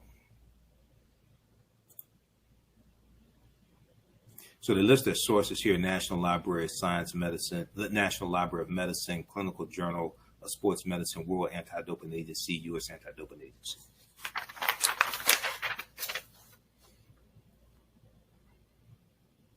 Is marijuana a performance-enhancing drug? The question. No, at least studies show it's not used as a performance-enhancing drug and has little to no research. It has little to no research benefits on exercise outside of recovery. Outside of recovery. Recovery is big. If it can help you in some sports, if it can help you recover faster, it may be an asset. What we found. So we talked about a few minutes ago, I showed you some of this, and let me try to close this out here.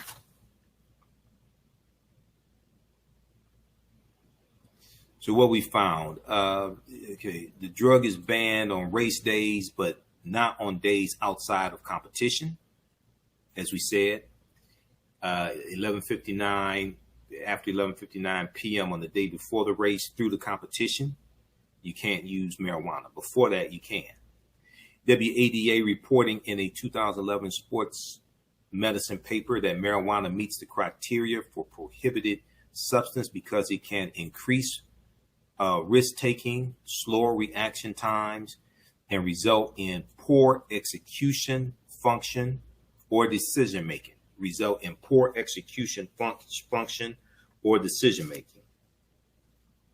The paper further states, based on current animal and human studies, cannabis can be a performance enhancer.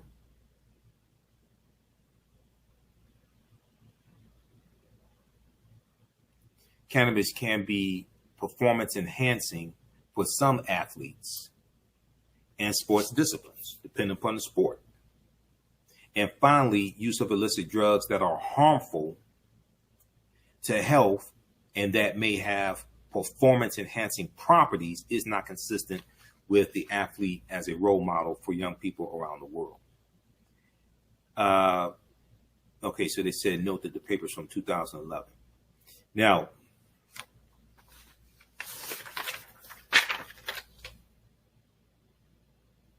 in 2018, the Clinical Journal of Sports Medicine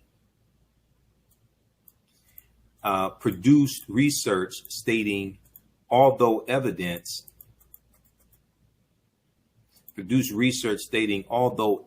for serious harms from cannabis use on health of athletes is limited, one should be cognizant of the potential for abuse and mental health issues. Although the prevalence of cannabis use among elite athletes is not well known, use is associated with certain high-risk sports, end quote. The paper noted twice, there is no evidence for cannabis use as a performance-enhancing drug, and there is no direct evidence of performance-enhancing effects in athletes. The paper lists 5 authors, including Dr. Alan Vernick. Now, Vernick is the medical director of the World Anti-Doping Agency.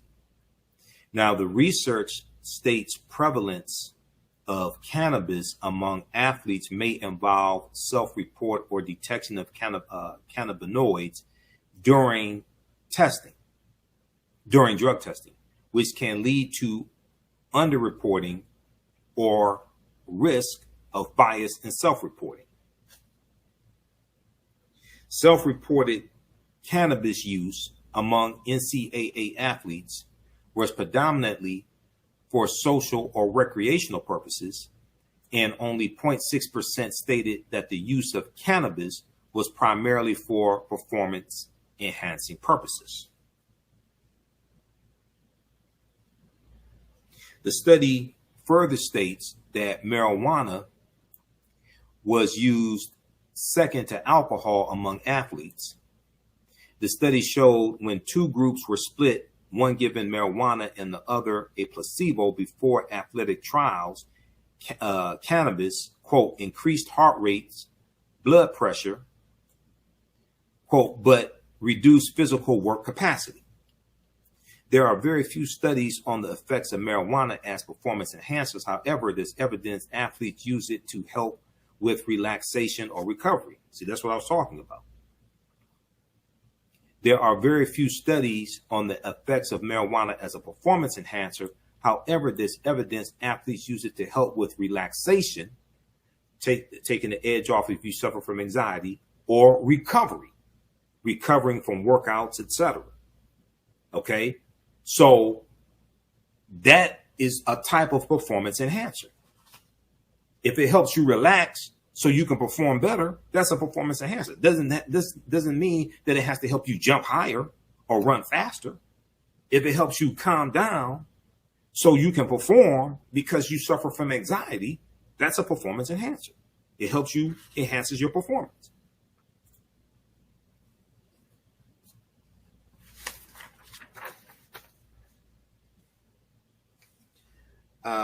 Okay, so we got those notes there.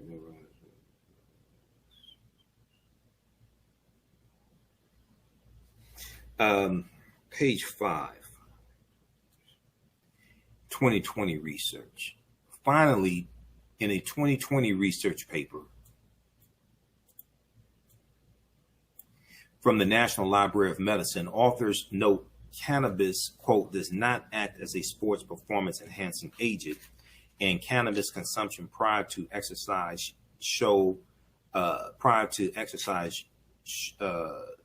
should be avoided in order to maximize performance in sports. Depends upon the sport. It further stated, results show that cannabis consumption prior to exercise induces decrements in performance, reduced ability to maintain effort, physical maximal work capacity, undesired physiological responses like increased heart and breathing rates, as well as myocardial oxygen demand, and neurological effects on balance, okay, like increased swaying, neurological effects on balance, okay. Now, these can all have these can be detrimental to an athlete or cause them to run into another athlete. Okay, so read the rest of this. Read this full article here. Studies show marijuana is not used as a performance-enhancing drug. That's from 11alive.com. So this was one of the best ones that I saw. Also, let me see. Lastly, there is I was reading information from Medical News Today. Medical News Today. I told you I was doing a lot of research on this because I was already going to deal with this topic before we got the news that Sha'Carri was not going to be on the Olympic relay team. Read this article here because we don't have really time to get to it. So I'm going to squeeze in a little information here dealing with Nikole Hannah-Jones and Ta-Nehisi Coates, and we'll talk about this tomorrow. This is from medicalnewstoday.com. Habitual cannabis use alters brain oxygen. Habitual cannabis use alters brain oxygen. Tetrahydrocannabinol, THC. Tetrahydrocannabinol, the main active ingredient in cannabis, is linked to changes in how oxygen travels through the brain. This may correlate with changes in brain functions in the long term, a new study argues.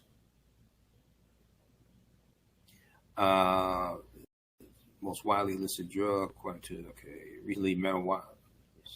recently medical marijuana, which is used for health treatments, has been legalized. Okay. However, medical Marijuana has not been approved. U.S. drug concerning the split. Okay.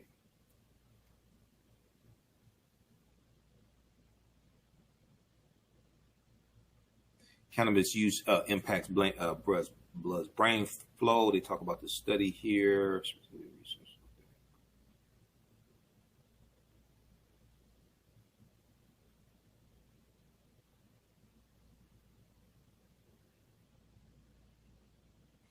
Another interesting finding was that in the case of chronic cannabis users, there was a higher blood flow in the region of the brain called the putamen, which is known to play a role in the reward system and in creating habits. According to the scientists, these findings might imply that THC is able to dilate blood vessels,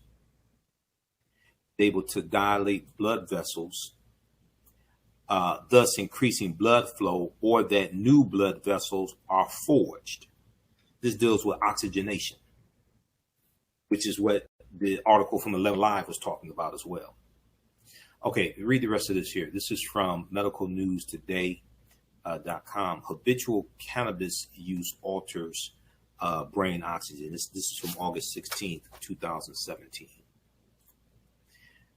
Okay, so very quickly here, we also got news today that Nikole Hannah-Jones, Pulitzer Prize-winning journalist, and the journalist who spearheaded the 1619 Project, that she, as well as Ta-Nehisi Coates, who wrote the cover story for a few years ago for The Atlantic called The Case for Reparations, that they are going to join the faculty at Howard University. And she's going to turn down a tenureship at, let me close this out. She's going to turn down a tenureship at University of North Carolina, Chapel Hill. Okay. So I'm going to go to this first clip here. This first clip is from MSNBC, Craig Melvin, MSNBC. We talked about it, and she was interviewed on CBS this morning with Gayle King. Okay. So I want to go to this clip, and I think this is a really powerful move because, one, you are helping to empower HBCUs, and I think there are going to be other professors who are looking to go to HBCUs and teach at HBCUs. And the way that these white male conservatives at the University of North Carolina, Chapel Hill, the way they treated her was just totally disrespectful. Okay.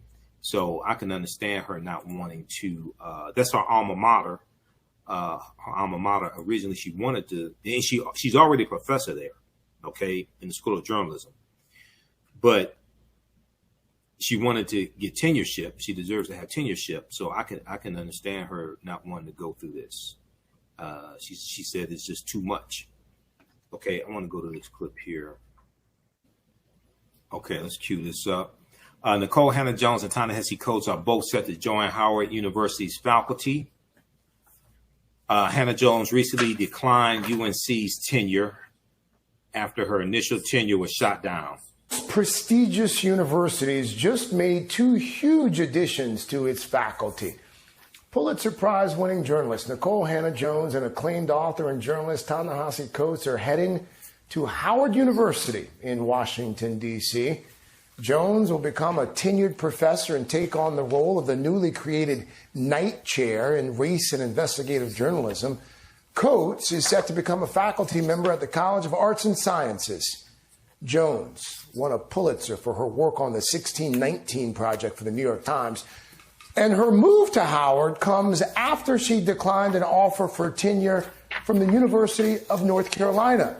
That offer came after the school initially denied her tenure, sparking a major backlash. Hannah-Jones talked about the scandal for the first time this morning. This was a position that since the 1980s came with tenure. The night chairs are designed for professional journalists who have been working in the field to come into academia. And every other chair before me, who also happened to be white, received that position with tenure. To only have that vote occur on the last possible day, at the last possible moment, after threat of legal action, after weeks of protest, after it became a national scandal, it's just not something that I want anymore. UNC's loss, Howard's gain. 3 major foundations and an anonymous donor invested nearly $20 million to support both authors. Okay, so that's from Craig Melvin, MSNBC. I want to go to, let's see here.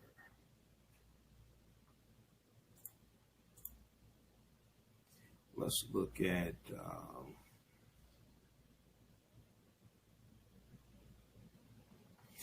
let's look at this piece quickly here from NBC News, since I already have it up.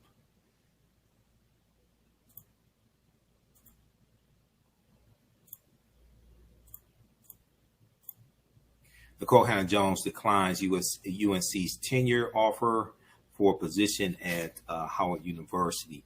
Now, Pulitzer Prize winning journalist Nikole Hannah-Jones has turned down a tenure offer from the University of North Carolina, Chapel Hill, and will instead accept a faculty position at Howard University, the historically black college, the historically black institution of Washington, D.C. Now, she made the announcement on Tuesday in an interview on CBS This Morning with Gayle King. She said she decided to decline the offer of tenure from UNC, her alma mater. She said, it's a difficult decision, not a decision I wanted to make. Instead, I'm going to be the inaugural night chair in race and journalism at Howard University. Now, and this, she was on, we'll talk some more about this tomorrow. She was on, she and Ta-Nehisi Coates were on the Readout with Joanne Reed today. So we'll share that interview with you tomorrow. She will join acclaimed writer Ta-Nehisi Coates as a faculty member at the university. The school announced Ta-Nehisi Coates will be a faculty member at the flagship College of Arts and Sciences, and Nikole Hannah-Jones will be a tenured faculty member of the Cathy Hughes School of Communications. The Cathy Hughes, founder of Radio 1, Syndication 1, Cathy Hughes School of Communications. She will also be the founder of the Center for Journalism and Democracy, which will help train and equip aspiring journalists with, quote, investigative skills and historical and analytical expertise needed to cover the crisis our democracy is facing, the school said. Okay, this is crucial right here. She will also be the founder of the Center for Journalism and Democracy, which will help train and equip aspiring journalists with, quote, investigative skills and historical and analytical expertise needed to cover the crisis our democracy is facing, end quote, the school said. Now, the announcement came weeks after UNC trustees initially denied tenure in Nikole Hannah-Jones' appointment as a professor at the Hussman School of Journalism and Media when conservatives condemned her hiring. Instead, the university offered her a 5-year fixed term with eligibility for tenure review at the end, okay, of the 5 years. Now, she's already been teaching there a number of years as well, okay, at UNC in the journalism department. She's already been teaching there a number of years. The decision, which was widely criticized, sparked protests at the state's flagship university. Nikole Hannah-Jones' legal team said she would not join the faculty without, quote, without the protection and security of tenure, end quote. Now, university trustees last Wednesday voted 9-4 to approve tenure for Hannah-Jones, a renowned journalist and winner of a MacArthur Fellowship known as a, quote unquote, genius grant. Okay, and Ta-Nehisi Coates also won the same award as well. She explained Tuesday why she decided to reject UNC's offer. She said, every other chair before me, who also happened to be white, received that position with tenure. receive that position with tenure. Quote, and so to be denied it and to only have to vote and to only have that vote occur on the last possible day at the last possible moment, after threat of legal action, after weeks of protest, after it became a national scandal, is just not something that I want anymore, end quote. She also said, now this is very important, she also said she could not work at a journalism school named for Walter Hussman Jr., a newspaper publisher whom she described as, quote, a man who lobbied against me, who used his wealth to influence the hires and ideology of the journalism school, who ignored my 20 years of journalism experience, all of my credentials, all of my work, because he believed that a project that centered Black Americans equaled the denigration of white Americans, the 1619 project she's talking about. Okay, so the Hussman School of Journalism is named after Walter Hussman Jr. Okay, and she's taken exception to his opposition to her. In a statement on Tuesday, Howard University President Wayne A.I. Frederick said he was honored to have Nikole Hannah-Jones and Ta-Nehisi Coates, quote, two of today's most respected and influential journalists, end quote, join the university's faculty.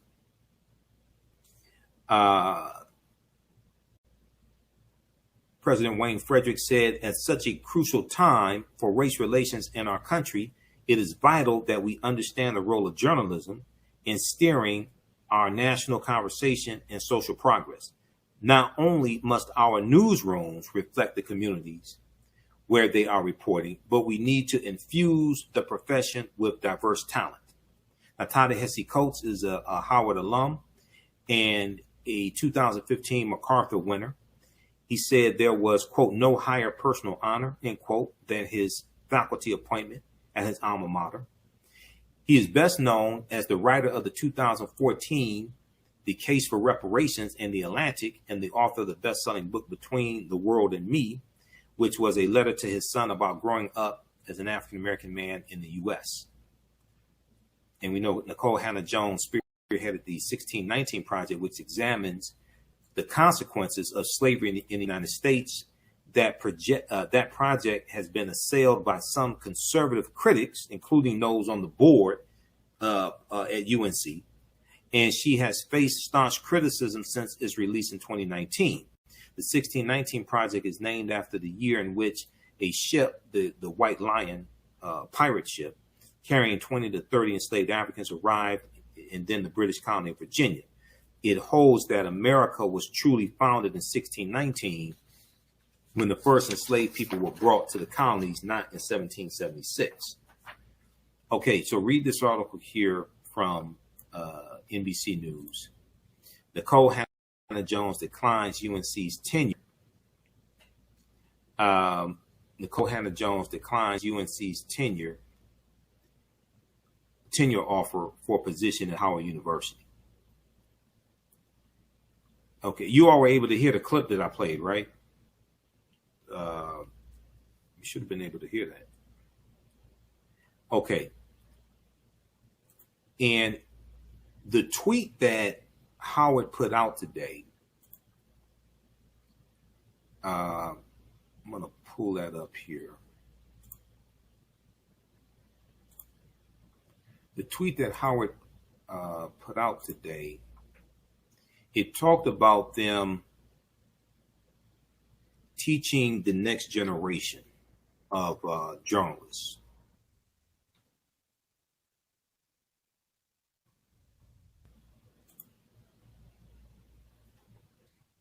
I retweeted this today also. This is from Howard University. This is from their Twitter page. Flip over to this.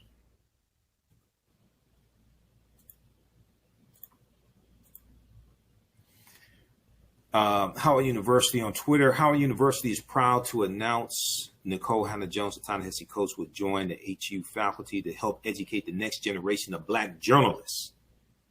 The appointments are supported by nearly $20 million donated by 4 donors. Okay, so that's huge right there. All right, that's a power move. That's a Black power move right there. They're taking their talents to HBCU as opposed to a predominantly white institution. Okay, that's a Black power move.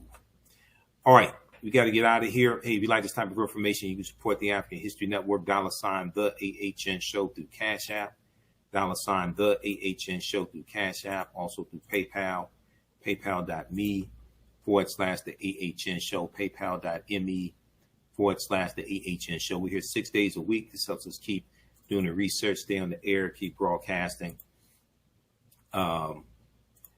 And then also at our website, AfricanHistoryNetwork.com. This is our official Cash App account, $TheAHNShow, SHOW, through Cash App. Okay, $TheAHNShow. And then be sure to register for the online course that I teach, Ancient Kemet, the Moors, and the Maafa, Understanding the Transatlantic Slave Trade, where they didn't teach you in school. Ancient Kemet, the Moors, and the Maafa, Understanding the Transatlantic Slave Trade, where they didn't teach you in school. We deal with thousands of years of history and what led up to the transatlantic slave trade taking place also. That's at our website, AfricanHistoryNetwork.com, AfricanHistoryNetwork.com. All right, we got to get out of here. Remember, right now, it's correct wrong behavior. It's not over till we win. Wakanda forever. We'll talk to you tomorrow night. Peace. Black on Purpose Television Network. Yes, Black on Purpose Television Network. All black, all positive, all the time. The largest Black-owned streaming television network in the world, bringing our people together worldwide, controlling our messages, our stories, our way. Black TV the way it should be. Black music, Black history, and more. 30+ channels, thousands of shows. Black on Purpose Television Network. Subscribe now. Hi, I'm Joel Wilson, President and CEO of JCW Computer Consulting LLC, a technology implementation firm with over 20 years of satisfying customers. We offer a full spectrum of industry top-tier branded services.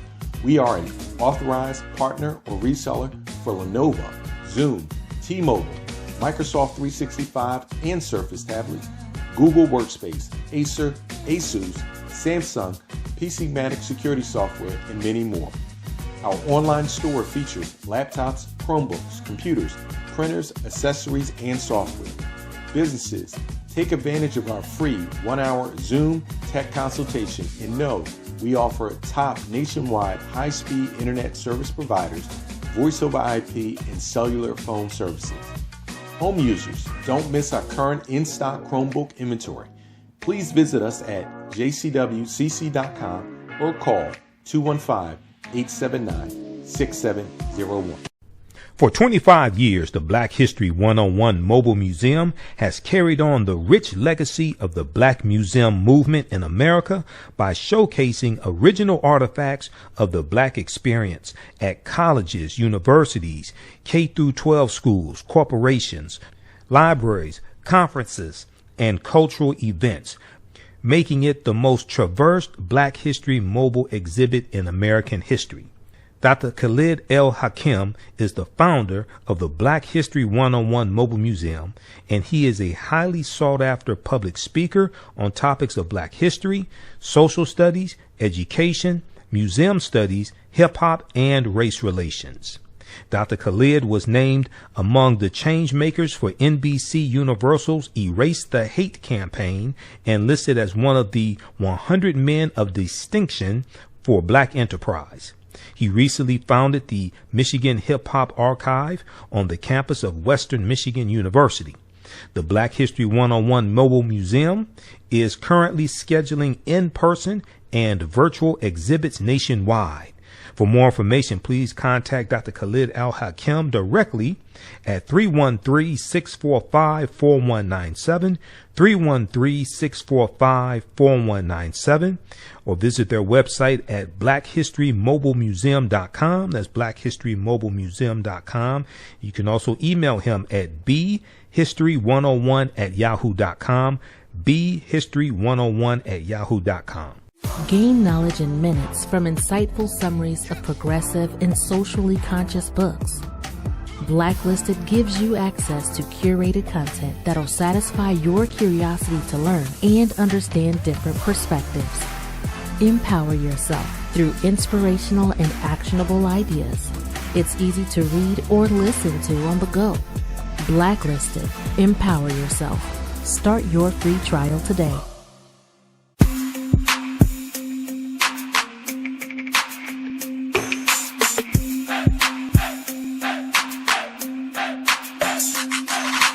Are you getting ready for fall or winter?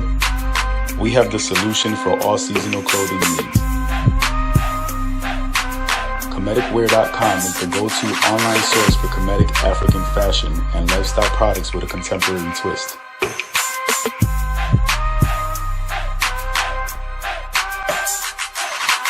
We're committed to offering unique styles reflecting our African heritage.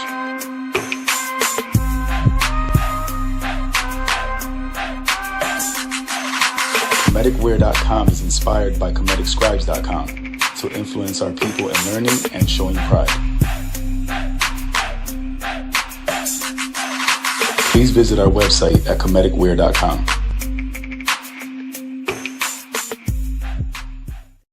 We all know the cannabis industry is headed toward an uprise in the past decade. What happens when there is a brand that brings this uprise in a blow? The cannabis industry welcomes her uprise. Hustle her hemp. Delivering excellence with pride is her watchword, and how you choose to embrace it makes it a priority. From cultivating rich cannabis into exquisite and tastefully finished CBD products to delivery, Hustle Her Hemp leaves no stone unturned. Hustle Her Hemp's mission is to empower women of color by building business and creating legacies, uniting beauty, health, and business. We are a pure definition of how we want the CBD industry to become in the future. While we are redefining innovation, we bring the same energy to improving the quality of life. Hustle Her Hemp is the new uprise.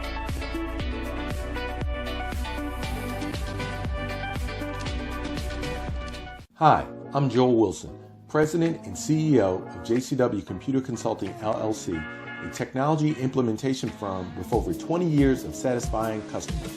We offer a full spectrum of industry top-tier branded services. We are an authorized partner or reseller for Lenovo, Zoom, T-Mobile, Microsoft 365 and Surface tablets, Google Workspace, Acer, Asus, Samsung, PCmatic security software, and many more. Our online store features laptops, Chromebooks, computers, printers, accessories, and software.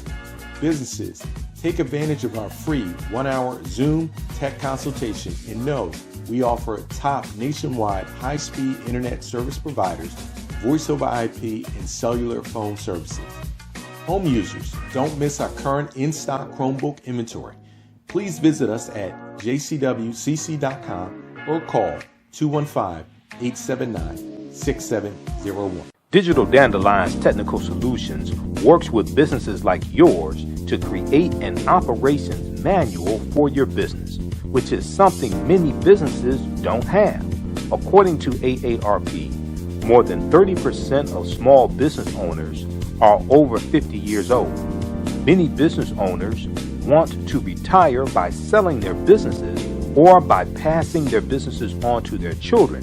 However, according to Forbes Investment Advisors, many retiring owners' attempts to sell their businesses for retirement fail. You cannot sell your business without a business manual. Your children also cannot inherit your business because there is no way to run it. Your business does not have to die when you leave. Their business Bible products will give you the tools you need for a thriving business that can make you money